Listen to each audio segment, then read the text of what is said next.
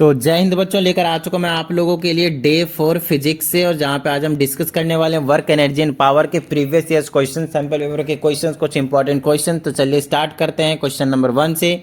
इसमें कहा जाता है two bodies A and B have the same kinetic energies, compute their velocities if compare their velocities if the mass of A is 4 times the mass of V। Very easy question. चलिए kinetic energy की बात कर लेते हैं। यहाँ पे हमें पता है काइनेटिक एनर्जी का फॉर्मूला होता है वो हाफ एम वी का स्क्वायर होता है। दो बॉडी हैं, उन दोनों का ही काइनेटिक एनर्जी सेम है। चलो भाई दोनों का काइनेटिक एनर्जी निकाल लेते हैं, हाफ एम वी का square.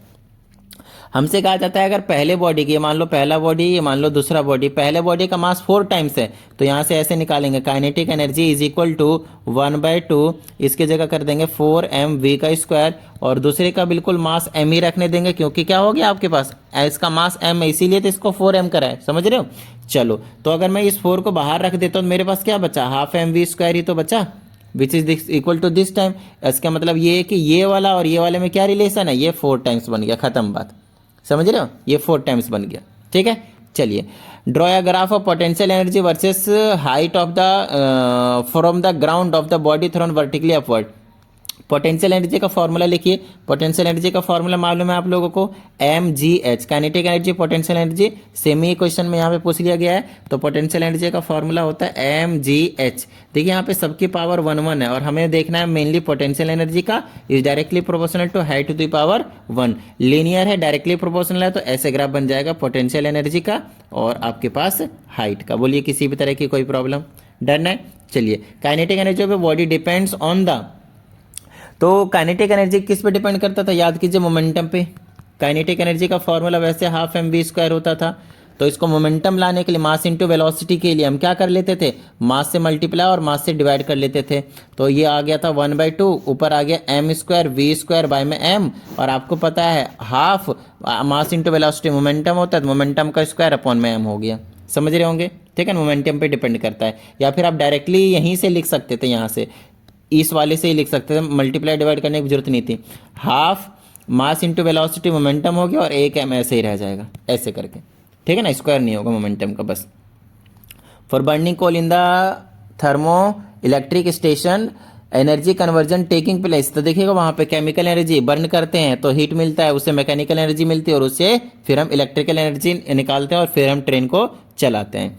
When the speed of a moving object is doubled, जब कहता है स्पीड हम डबल कर देंगे तो उसकी काइनेटिक एनर्जी में क्या फर्क पड़ेगा। पहले काइनेटिक एनर्जी मान लीजिए हाफ एम वी स्क्वायर था, तो हम कहते हैं कि अगर ऐसा कर दें भैया, स्पीड को ही डबल कर दें, तो पहले v था तो आप कर दीजिए 2v का स्क्वायर, तो ये आ जाएगा हाफ एम 2 2 जा 4, 4v का स्क्वायर, 4 को बाहर रख दीजिए तो 4 टाइम्स नहीं हो गया, ये देख लीजिए 4 टाइम्स पहले की एनर्जी, ये पहले के 4 टाइम्स हो गया, तो बिकम्स 4 टाइम्स। समझ में आ गई बात? The energy conversion in a washing machine is, हम उसमें क्या करते हैं, वॉशिंग मशीन में क्या करते हैं, इलेक्ट्रिकल एनर्जी देते हैं, तो या तो ये होगा या तो ये होगा, हमें पता है उसमें से हमें कुछ ना कुछ काम मिलता है, तो मैकेनिकल एनर्जी में कन्वर्ट हो जाएगा। ठीक है, चलिए what should be the angle between the direction of force and the direction of displacement for work to be negative. याद कीजिए, बिल्कुल चिल्ला चिल्ला के हमने बोला है लास्ट वीडियो में, है ना, डे नंबर 3 में, जहां पे हम आपको वर्क एनर्जी एंड पावर का कॉन्सेप्ट बता रहे थे। थीटा होना चाहिए 180 डिग्री। हमसे कहा जाता है name the physical quantity obtained using the formula U/H where U is the potential energy. तो पोटेंशियल एनर्जी की जगह फॉर्मूला रख दीजिए mgh होता है, और नीचे भी हाइट, हाइट से हाइट कैंसिल कीजिए, क्या बचा mg। mg क्या होता था, वेट होता था, डाउनवर्ड फोर्स होता था। याद किए, याद आया है ना। Calculate the power spend by crane while lifting a body of mass this at the velocity of this. आपको बताया था पावर का फॉर्मूला क्या होता है, फोर्स इंटू में वेलोसिटी। फोर्स का फॉर्मूला क्या होता है, मास इंटू में एक्सेलरेशन इंटू में वेलोसिटी हो गया, क्योंकि हमें मास पता है इसीलिए हम इसके टर्म में ला देंगे। तो 2000 इंटू में एक्सेलरेशन 10 दे रखा है, देख लिए, एक्सेलरेशन की जगह पे जी आएगा, क्यों, क्योंकि लिफ्ट कर रहे हैं, अपवर्ड की बात कर रहे हैं, अगेंस्ट ग्रेविटी की बात कर रहे हैं, और इंटू में वेलोसिटी है 1.5। बस मल्टीप्लाई करो और मौज लो भाई, कितना आ जाएगा, पॉइंट हटाओ नीचे, 10 10 से 10 को उड़ा दो, और 15 दूनी 30 हो गया, और ये 3 जीरो, तो 30,000 आ गया, 30,000 वाट आ जाएगा। पावर ही निकालना था, that's all. Which of the following is an example of conversion of potential energy into kinetic energy. आपको मैं बता दूं, डैम में क्या होता है, पानी को स्टोर करके रखते हैं तो उसके अंदर बहुत ज़्यादा पोटेंशियल एनर्जी होता है, जैसे रिलीज करते हैं तो कन्वर्ट होना शुरू कर देता है काइनेटिक एनर्जी में। ठीक है ना, दैट्स ऑल। नेक्स्ट है आपके पास state two conditions when the work done by the force is zero. बहुत आसान सा केस है। पहली बात में देखिए वर्क डन का फॉर्मूला क्या होता था, फोर्स इंटू में डिस्प्लेसमेंट। अगर मैं फोर्स को जीरो कर दूं तब भी आपके पास क्या आ जाएगा, अच्छा बायो फोर्स इज जीरो, हाँ तब भी आपके पास वर्क डन जीरो आ जाएगा, तब भी आपके पास वर्क डन जीरो आ जाएगा। डिस्प्लेसमेंट को जीरो कर दो तब भी आपके पास वर्क डन जीरो आ जाएगा। तीसरी केस होता था जब थीटा 90 डिग्री कर दूं, फोर्स और डिस्प्लेसमेंट परपेंडिकुलर कर दो तब भी आपके पास वर्क डन जीरो आता था, क्योंकि वर्क डन का फॉर्मूला होता है एफ एस कॉस थीटा, और थीटा 90 डिग्री, कॉस 90 डिग्री की वैल्यू जीरो। कोई दिक्कत भाई? चलो, if the speed of a car is halved by which factor does it's kinetic energy change. अभी थोड़ी देर पहले हमने क्या करा था, अभी थोड़ी देर पहले हमने स्पीड को डबल करा था तो 4 टाइम्स काइनेटिक एनर्जी हो गई थी। तो अब कहते हैं कि हाफ करेंगे तब क्या होगा, चलो भाई हाफ करके भी देख लेते हैं। हाफ एम वी स्क्वायर, चलो चेंज करते हैं काइनेटिक एनर्जी में, वेलोसिटी को हाफ करेंगे, हाफ एम ऐसे रखिए, वेलोसिटी को करेंगे v बाई 2 का स्क्वायर, तो ये मेरे पास आ जाएगा हाफ एम, ये आ गया v स्क्वायर बाय में 4, तो इस 4 को बाहर रखिए तो 1/4, और ये क्या बन गया मेरे पास हाफ एम वी का स्क्वायर। तो ये तो काइनेटिक एनर्जी है, उसको 1/4 हो गया, मतलब पहले से 4 गुना कम हो गया, डिक्रीज हो गया। ठीक है, चलिए नेक्स्ट की बात कर लेते हैं हम। An aeroplane is flying at a height of 6000 metre with speed of this much, what will be its kinetic energy and potential energy if its mass is 300 ton. तो सबसे पहले इसको केजी में कन्वर्ट करो भैया, तो 1 टन की value जो होती है वो होती है 1000 केजी। ठीक है, 1000 केजी। ओके, तो 300 टन की वैल्यू आ जाएगा 3 मल्टीप्लाई 1000 केजी, तो 3 lakh KG, 3 into 10 to the raise power 5 KG भी आप लिख सकते हैं। अब चलिए हमसे पूछा है दो चीज़ें, एक तो काइनेटिक एनर्जी कितनी है, दूसरी पोटेंशियल एनर्जी कितनी है। तो काइनेटिक एनर्जी का फॉर्मूला क्या होता है, हाफ एम वी का स्क्वायर। हाफ पता है आपको, मास पता चल गया 3 into 10 to the raise power 5, and velocity आपको पता है 200 मीटर पर सेकेंड, तो 200 का स्क्वायर हो जाएगा। तो 1/2 into 3 into 10 to the raise power 5 multiply 200 का स्क्वायर का मतलब क्या हो गया, इतना। तो ये आ गया 2 से काट दो भैया, ये आ गया 2 0 0 0 0, तो ये हो गया 3 दूना 6 मल्टीप्लाई 4 0 यहाँ है, 5 0 यहाँ है, 10 की पावर 9। निकाला क्या था काइनेटिक एनर्जी, तो जूल में लिख देंगे। बताइए किस तरह की कोई प्रॉब्लम। इसी में हमसे एक चीज़ और पूछा है, क्या हमसे पूछा है इसमें पोटेंशियल एनर्जी। पोटेंशियल एनर्जी का फॉर्मूला होता है mgh। आपको m पता चली गया है, कितना है 3 into 10 to the raise power 5, g बता दिया 10 है, नहीं है तो 9.8 ले लीजिएगा, अगर नहीं गिवन हो। हाइट दे रखा है आपके पास 600 मीटर है शायद, या फिर 6000 मीटर है, 6000 मीटर है भाई, तो चलो यहाँ पे 6000 मीटर कर देंगे। मल्टीप्लाई करो 3 6 6 तिया 18 हो गया, तो 18 लिखेंगे, और इंटू में 10 की पावर 6 और 3 9, 10 की पावर 9, ये भी जूल में। आप तो देखिए एक नेक्स्ट क्वेश्चन हमारे पास यहाँ पे, इसमें कहा जाता है body of mass 0.5 kg travels in a straight line with velocity this much. ठीक है, जहाँ पे एक्सेलरेशन भी गिवन है, हमसे पूछता है कितना वर्क डन होगा by the net force during इस displacement from x is equal to 0 से लेकर x is equal to 2 metre तक। देखिए मैं आपको एक चीज़ बता दूं, जब भी आपके पास डिस्प्लेसमेंट चेंज होता है, आपको मैं बता दूं वेलोसिटी भी चेंज होता है, नो डाउट। ठीक है, ओके वेलोसिटी में चेंज आया, ओके ग्रेट। जब वेलोसिटी में चेंज आता है तो काइनेटिक एनर्जी में भी चेंज आता है, और ध्यान से समझना है काइनेटिक एनर्जी का चेंज को ही हम कहते हैं वर्क डन। जब भी चेंज के बारे में यहाँ पे कुछ गिवन इन्फॉर्मेशन हो, तो उस केस में आपका जो वर्क डन निकलता है वो हमेशा final kinetic energy minus initial kinetic energy. Yes, this is your final kinetic energy. दिख रहा है ये वाला KF फाइनल काइनेटिक एनर्जी, और ये आपके पास इनिशियल काइनेटिक एनर्जी। तो हमें यही दो चीज़ों की कैलकुलेशन करनी है और हमारा काम जो है वो बन जाएगा।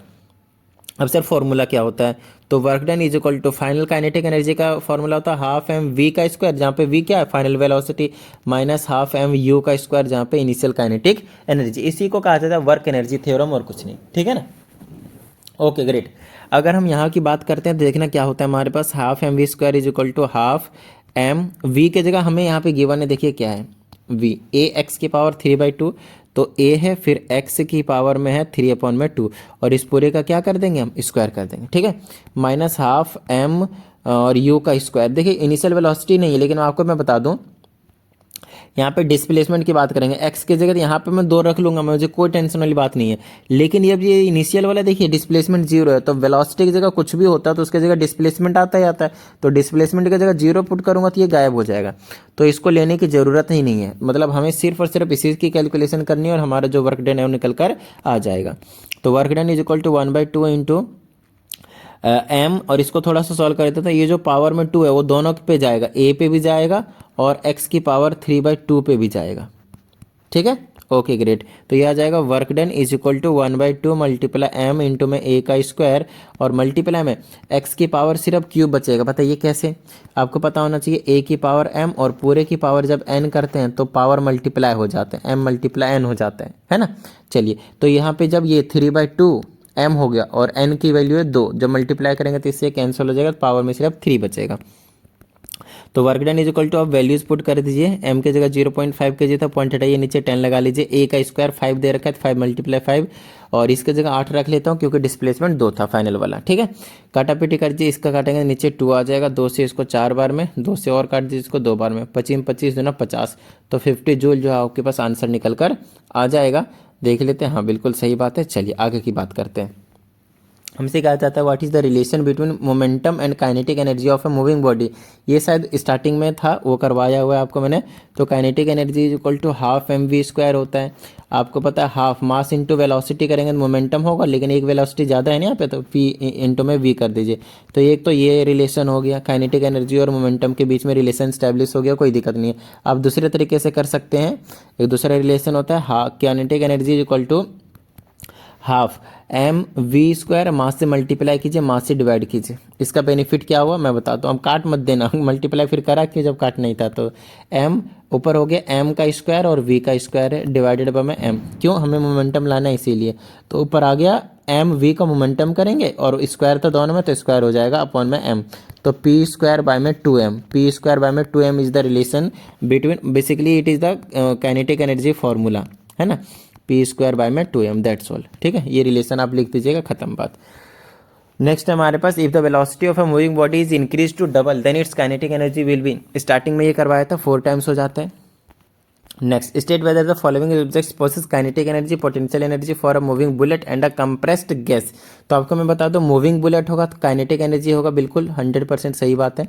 कंप्रेस्ड गैस होगा तो उसके पास पोटेंशियल एनर्जी के साथ साथ काइनेटिक एनर्जी भी होता है, क्योंकि आपको मैं बता दूं कंप्रेस करेंगे तो रेस्ट पे ले जाने की कोशिश करेंगे तो नो डाउट पोजीशन उसकी कुछ ना कुछ हाइट होगी, तो पोटेंशियल एनर्जी पोजेस करेगा। और मूविंग हमेशा होता है, माइक्रोस्कोपी लेवल पे जाकर देखते हैं तो हमें पता चलता है उनके मॉलिक्यूल जो वो मूव कर रहे होते हैं हमेशा, तो उनमें काइनेटिक एनर्जी भी होती है। ठीक है, इसमें कहा जाता है ये पंप ऑफ 200 वाट पावर है यहाँ पे हमारे पास, तो पावर हो गया 200 वाट लिख लेते हैं। इज लिफ्टिंग 2 kg वाटर पर सेकेंड, है ना, 1 सेकेंड में आपके पास लिफ्ट कर रहा है कितना वाटर 2 kg। ठीक है, an average depth of 10 metre है। The velocity with which water comes out of the pump, हमें जी की वैल्यू ये चीज़ लेनी है। चलिए हम पहले सबसे पहले पावर का फॉर्मूला लिखते हैं वेलोसिटी के टर्म में, फोर्स इंटू में वेलोसिटी। तो हमें वेलोसिटी निकालनी है यहाँ पे, है ना, द वेलोसिटी विथ इट, तो पावर अपॉन में फोर्स आ जाएगा। पावर हमें पता है 200 है, अपॉन में फोर्स हमें पता है m इंटू में जी होगा, भाई लिफ्ट कर रहे हैं ऊपर mg, तो ऊपर आ गया 200, m दे रखा है, मास दे रखा है क्या 2 किलो है, और इंटू में g की बात कर ले हम, है ना।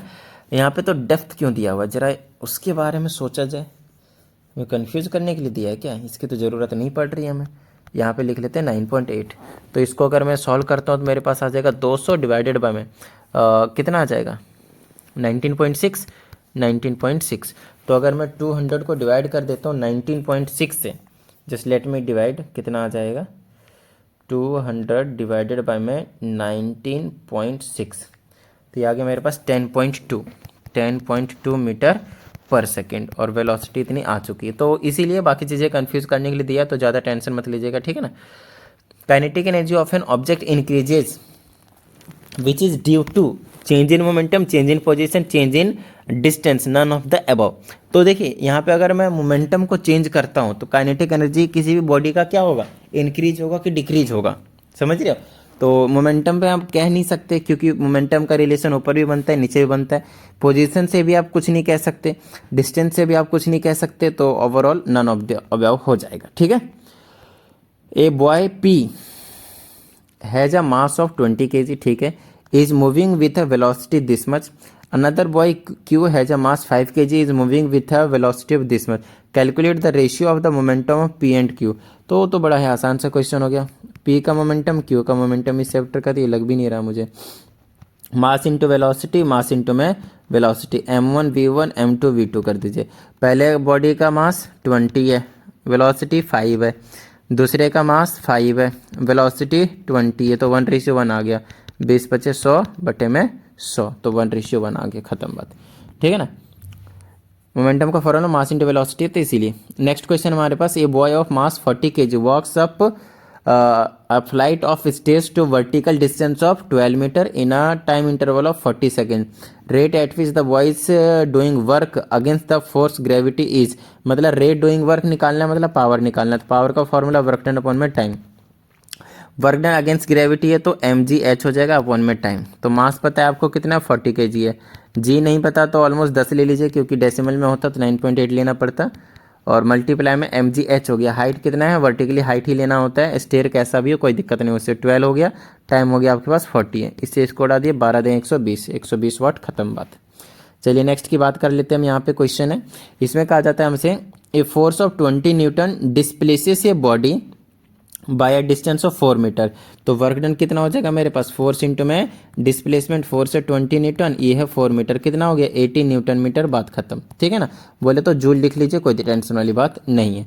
Find the amount of work done when the displacement, अच्छा और भी पूछा है क्या, is in the direction of force. अच्छा डायरेक्शन ऑफ फोर्स का मतलब इसी डायरेक्शन में, मैंने लिया ही उसी डायरेक्शन में था कि दोनों ही सेम डायरेक्शन में है, कि तो उसके इसमें जो थीटा होता है वो 0 डिग्री। तो वर्क डन का फॉर्मूला हो गया एफ एस कॉस 0, और कॉस 0 डिग्री की वैल्यू हो गई 1, तो एफ इंटू एस जो हमने निकाल दिया, पहला वाला यही हो गया। अब हमसे बोला एट एन एंगल ऑफ कितना निकालना है, 60 डिग्री, तो अब की बार निकालेंगे ऐसे करके, work done is equal to F S cos 60 degree. ठीक है, तो ये हो जाएगा, फोर्स की जगह कितना है 20 न्यूटन है, डिस्प्लेसमेंट कितना है 4 है, और कॉस 60 डिग्री की वैल्यू होती है 1/2। इससे इसको उड़ा दिए, 20 दूना कितना हो गया 40, 40 जूल, बात खत्म। क्या इतनी बात समझ में आ गई आप लोगों को, डन है, क्लियर है। ठीक है, चलिए। और अब हमारे पास यहाँ पे question, kinetic energy of a freely body, kinetic energy of a freely falling body continuously decreases, बिल्कुल गलत, कॉन्टिन्यूसली इंक्रीजेस बिल्कुल सही। क्योंकि देखिए जब भी कोई बॉडी फ्री फॉल करता है तो उसकी वेलोसिटी इंक्रीज हो रही होती है, और आपको पता है काइनेटिक एनर्जी का फॉर्मूला होता है 1/2 mv²। भैया वेलोसिटी बढ़ाएंगे तो काइनेटिक एनर्जी बिल्कुल स्क्वायर में बढ़ेगा, बिल्कुल बड़ी तेजी से बढ़ेगा। ठीक है ना। चलिए नेक्स्ट की बात करते हैं। A body is acted upon by a force, state 2 conditions under which the could done be 0। ये चीज़ हमने आपको ऊपर भी बताया, डिस्प्लेसमेंट 0 कर दीजिए, फोर्स 0 कर दीजिए, नहीं तो एंगल को थीटा को कर दीजिए 90 डिग्री, मतलब फोर्स और डिस्प्लेसमेंट दोनों को परपेंडिकुलर कर दीजिए। ये 3 कंडीशन में आपके पास जो वर्क डन है वो 0 हो जाएगा, मालूम है ना। What is the work done by the moon when it revolves around the earth. तो मान लेते हैं ये हमारा अर्थ है, और इसके चारों ओर मान लेते हैं ये जो मून है, ये अर्थ हो गया हमारा, ये मून हो गया, तो मून घूम रहा है। तो आपको बता दो फोर्स किधर लग रहा है और डिस्प्लेसमेंट किधर लग रहा है, वो बता देता हूँ। डिस्प्लेसमेंट इसकी इस डायरेक्शन में, वेलोसिटी देखिए, डिस्प्लेसमेंट या फिर वेलोसिटी बोलिए इस डायरेक्शन में, फोर्स हमेशा अंदर की डायरेक्शन में लगता है, जिसको हम बोलते हैं सेंट्रीपिटल फोर्स। अब इनके बीच में एंगल होता है 90 डिग्री, तो थीटा हो गया 90 डिग्री। आपको बता दिया work done is equal to F S cos 90 degree, cos 90 degree की वैल्यू 0, परपेंडिकुलर होते हैं फोर्स और डिस्प्लेसमेंट, तो वर्क डन वैसे भी कितना होता है 0।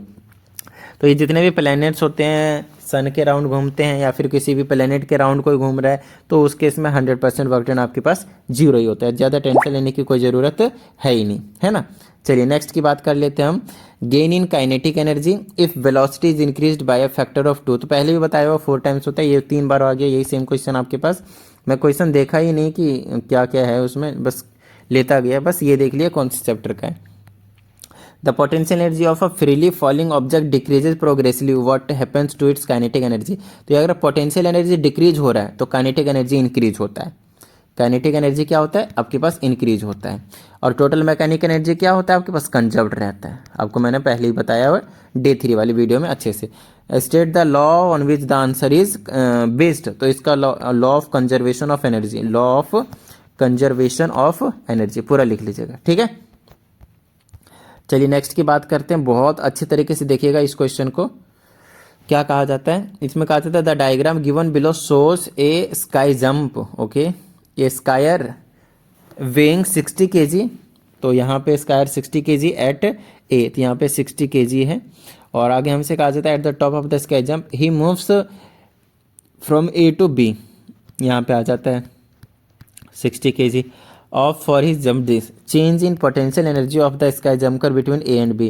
तो यहाँ पे पोटेंशियल एनर्जी कितना होगा देखिए, ये हाइट देख लीजिए mgh होता है, MGH डेसिमल में है, मतलब G की वैल्यू 9.8 लेना है। M की वैल्यू 60 हो गई, G की वैल्यू 9.8 हो गई और हाइट की वैल्यू कितना है 75 है। ठीक है, यहाँ पे कितना होगा पोटेंशियल एनर्जी, तो पोटेंशियल एनर्जी PA कर दिया, यहाँ पे potential energy at point B कर देता हूँ मैं। ठीक है ना, ये चीज़ हमने निकाल दी, दिस और potential energy at point P। और यहाँ पे निकालेंगे तो M की जगह वही 60 रहेगा, G की जगह 9.8 रहेगा और इंटू में हाइट की जगह कितना रहने वाला है आपके पास, अब की बार 15 रहने वाला है। ठीक है, इतनी बात। तो दोनों को मल्टीप्लाई कर दीजिए और माइनस कर दीजिए, बड़े में से छोटे को माइनस कर देंगे, बात खत्म। ठीक है, चलिए तो ये मेरे हिसाब से आप कर ही लेंगे, नहीं चलिए मैं कर ही देता हूँ और आप लोग फिर परेशान होंगे। 60 की नहीं आया सर, फिर मल्टीप्लाई 9.8 मल्टीप्लाई 75, हालांकि मैं भी कैलकुलेटर से ही कर रहा हूँ, 44100। बाकी कर सकते हैं वैसे नॉर्मल, कोई दिक्कत नहीं, but it will consume our time, so I don't want to waste more time, I don't have enough time already, I am getting late बीरो। चलो मेरे पास आ गया 8820, तो 44100 में से माइनस कर दूंगा 8820 को, तो मेरे पास आ गया 35280 और मुझे कहीं पे भी आंसर दिख ही नहीं रहा। बट ठीक है, अगर मैं डेसिमल को थोड़ा सा यहाँ से लेकर यहाँ तक लाता हूँ तो 3.5 इंटू 10⁻⁴ आ जाएगा जूल, तो ऑलमोस्ट इसके इक्वल जो है आने वाला है आपके पास। ठीक है, चलिए नेक्स्ट क्वेश्चन देखते हैं। इसमें हमसे कहा जाता है, अच्छा ये हमने आपको पहले भी करवाया, एट द एक्सट्रीम पोजीशन आपके पास क्या रहता है वो चीज़ देख लीजिए। काइनेटिक एनर्जी जो रहता है वो इसमें मीन पोजीशन पे ज़्यादा रहता है और दोनों एक्सट्रीम पोजीशन पे पोटेंशियल एनर्जी मैक्सिमम रहता है, तो minimum kinetic energy and maximum potential energy. ठीक है, चलिए नेक्स्ट की बात करते हैं। Two objects of mass 5 gram and 35 gram have equal momentum, what is the ratio of their kinetic energy. No problem. तो देखिए अब हमसे मान लेते हैं पहला काइनेटिक एनर्जी K1 है, दूसरे का काइनेटिक एनर्जी K2 है। ठीक है, आगे देखिए, अब दोनों का मास है 5 ग्राम और हमसे बोलता है हैव इक्वल मोमेंटम, दोनों का मोमेंटम क्या है आपके पास, इक्वल है। तो काइनेटिक एनर्जी का फॉर्मूला अभी बताया था मैंने, P²/2m होता है और यहाँ पे भी आपके पास P²/2m होता है। समझ में आ गई एक बात, इतनी डन है। चलिए तो इनका रेशियो पूछा तो K1/K2 कर दीजिए। अच्छा मोमेंटम सेम है तो P²/2m डिवाइडेड बाय में P²/2m, मास अलग अलग है तो M1/m2 हो जाएगा, तो 2 से 2 भी, चलो अभी नहीं काटते हम, ट्रेडिंग करके रख लेते हैं, उसके बाद रेसिप्रोकल कर लेते हैं, फिर बाद में देख लेंगे। तो यहाँ पे आ जाएगा K1/K2, आ जाएगा P²/2m मल्टीप्लाई 2m1 लिख लेता हूँ, सही बात है, मास अलग अलग है दोनों के। चलिए तो इसको रेसिप्रोकल करना पड़ेगा, ऊपर लेकर जाना पड़ेगा, 2m2/2 P² आएगा, तो आ गया P²। मोमेंटम सेम था तो P² से P² कैंसिल कर दिए, क्योंकि मोमेंटम था इसीलिए काइनेटिक एनर्जी का फॉर्मूला क्या यूज़ किया मैंने, मोमेंटम के टर्म्स में। देखिए सारे क्वेश्चन देखते आइएगा तो आपको एक अच्छी अंडरस्टैंडिंग मिलेगी, समझ रहे हो ना। चलिए तो मेरे पास क्या बचा, 2 से 2 को उड़ा दीजिए, M2/m1, तो M2 कितना है वो देख लेते हैं, 35 ग्राम, M1 कितना है 5 ग्राम, तो 35/5, दोनों ग्राम ग्राम करेंगे कैंसिल हो जाएगा, 7:1 आ जाएगा, दैट्स इट। काइनेटिक एनर्जी कितना है 7:1 आ जाएगा। What is the ratio of their kinetic energies. ठीक है, काइनेटिक एनर्जी का रेशियो हो गया 7:1।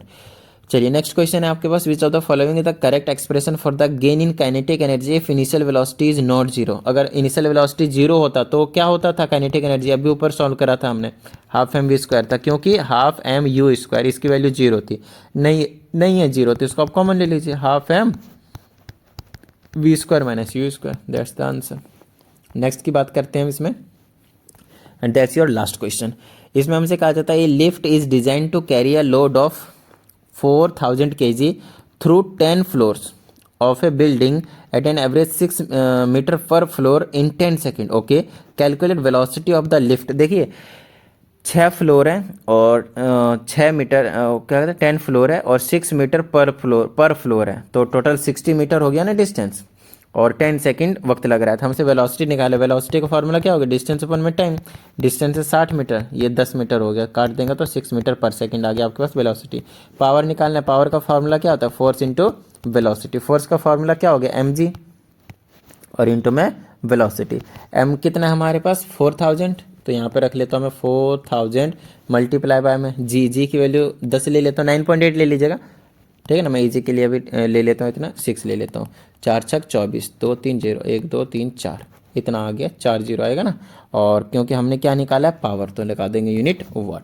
ये नहीं भूलना, सब जगह प्रॉपर तरीके से यूनिट जो आपको वो यूज़ करना है। समझ में आ रही होगी बात इतनी, डन है। अच्छा एक चीज़ और है, अगर आप चाहते हैं क्लास आपकी अच्छी चल रही, बहुत अच्छी हो रही है, तो प्लीज़ कमेंट करके थोड़ी सी अप्रिसिएशन दिखाइएगा, ताकि मुझे भी अपना जो मन है वो लगे भाई, थोड़ा सा अंदर से मैं मोटिवेटेड फील करूं, है ना। वैसे मैं मोटिवेशन देते रहता हूं अक्सर आप लोगों को कभी कभी, बट मुझे मोटिवेटेड रहने के लिए आप लोगों के कमेंट्स की, आप लोगों के अप्रिसिएशंस की ज़रूरत होती है, ताकि अंदर से मेरे अंदर भी आग लग जाए और मैं भी आप लोगों के लिए बिल्कुल बड़ा ही कैड़े पड़ के मेहनत करता रहूँ और आप लोगों को बिल्कुल एकदम तगड़े तगड़े से कंटेंट लाकर देता रहूँ, जिससे आप लोगों के बिल्कुल कॉन्फिडेंस बूस्ट हो जाए, आप लोगों के मार्क्स बूस्ट हो जाए, है ना। और तो उम्मीद करता हूँ आप सभी को सब कुछ समझ में आ गया होगा। और इसी से रिलेटेड एक चीज़ और बता देता हूँ मैं आप लोगों को, कि अगर आप लोगों को पर्सनल क्लास की नीड पड़ती है, वैसे अगर पड़ती नहीं है तो कोई टेंशन वाली बात नहीं है, अच्छी अगर क्लास चल रही है तो कोई दिक्कत नहीं है। फिर भी अगर चाहिए तो 7428525669 इस पे आपको क्या करना है, व्हाट्सअप कर देना है, जहाँ पे आपको सारी इन्फॉर्मेशन इसके बारे में मिल जाएगा। अगर personal class one on one दूंगा, ग्रुप भी बना सकते हैं, कोई दिक्कत नहीं है, but it will be paid, remember this thing, ठीक है। चलिए, तो उम्मीद करता हूँ सभी को पसंद आया होगा मेरी क्लास, और अगर ऐसा है तो फटाफट वीडियो को लाइक कर दीजिए। साथ ही अगर आप इस चैनल पे एक नई स्टूडेंट हैं तो चैनल को सब्सक्राइब करके बेल आइकन को जरूर प्रेस कीजिएगा। चलिए मिलते हैं अगली वीडियो में, प्रैक्टिस करते रहिएगा। जय हिंद।